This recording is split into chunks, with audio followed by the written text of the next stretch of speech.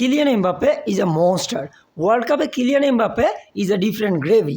আমরা ক্লাব ফুটবলে কিলিয়ান এমবাপ্পের ফর্ম যত খারাপ দেখি না কেন, যখনই বিশ্বকাপ আসে এবং বিশ্বকাপ শুরু হয়ে যায় তখনই কিলিয়ান এমবাপ্পে একটা আলাদা মানুষে পরিণত হয়ে যায়। তার ভিতরে যে কার আত্মা ভর করে সেটা আসলে বোঝা যায় না। কখনো মনে হয় এটা রোনালদো নাজারিও, কখনো মনে হয় এটা কিলিয়ান এমবাপ্পে, কখনো মনে হয় এটা ক্রিস্টিয়ানো রোনালদো। লিটারেলি তার খেলার ধরন দেখে এটাই মনে হচ্ছে। যেখানে বর্তমানে ওয়ার্ল্ড কাপে তার গোলের সংখ্যা 16টি, মানে 16 ম্যাচে সে 16টি গোল করে ফেলেছে। মানে গোলের রেশিও তার বর্তমানে লায়নেল মেসির চাইতেও বেশি।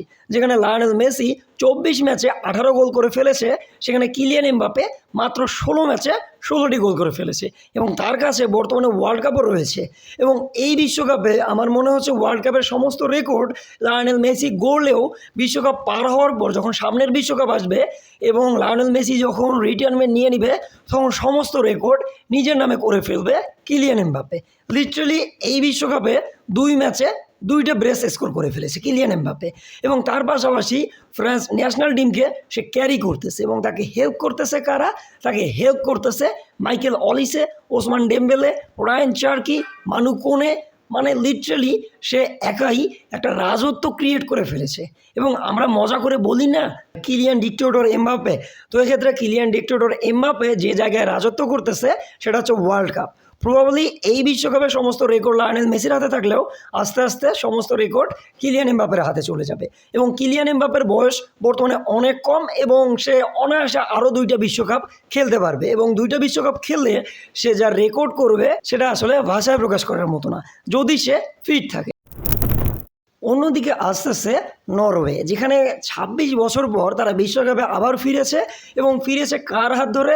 ফিরেছে the beast, the monster, the ভাইকিংসের হাত ধরে। আমি বলতেছিলাম আর্লিং হাল্যান্ডের কথা। আর্লিং হাল্যান্ড 25 বছর বয়স পর্যন্ত বিশ্বকাপে গোলই করতে পারেনি, মানে সে বিশ্বকাপ খেলেনি, তাহলে গোল করবে আসলে কিভাবে? এবং সেই ঝালটা সে মেটাচ্ছে এই বিশ্বকাপে। সেখানে মাত্র 2 ম্যাচে তার গোলের সংখ্যা 4টি। তো বোঝা যাচ্ছে বর্তমানে আর্লিং হাল্যান্ড কতটা ডেডলি। এক্ষেত্রে নরওয়ের পারফরমেন্স নিয়ে অনেকে প্রশ্ন তুলতেছিল, কারণ নরওয়ে হচ্ছে একটা শীত প্রধান দেশ এবং বর্তমানে খেলা হচ্ছে আমেরিকায় এবং এখানে প্রচণ্ড গরম এবং তারা ভেবেই নিয়েছিল যে এক্ষেত্রে নরওয়ে বা আর্লিং হাল্যান্ডেরা ওয়েদারের সাথে শ্যুট করতে পারবে না এবং তাদের পারফরমেন্স ওইভাবে ভালো হবে না। কিন্তু বর্তমানে তারা সামনে যে দলকেই পাচ্ছে সেই দলকেই বর্তমানে তারা ডিস্ট্রয় করে দিচ্ছে। তারা ফিজিক্যালিটি খাটাচ্ছে আফ্রিকান টিমের এগেনস্টে। মানে সেনেগালকে সবাই যে জন্য ভয় করে যে সেনেগাল আসলে ফিজিক্যাল ফুটবল খেলে, সেনেগাল আসলে ফিজিক্যালিটি দিয়ে বুলি করে, লিটারালি দ্য ভাইকিংস পুরোপুরি ডমিনেশন চালিয়েছে তাদের উপর।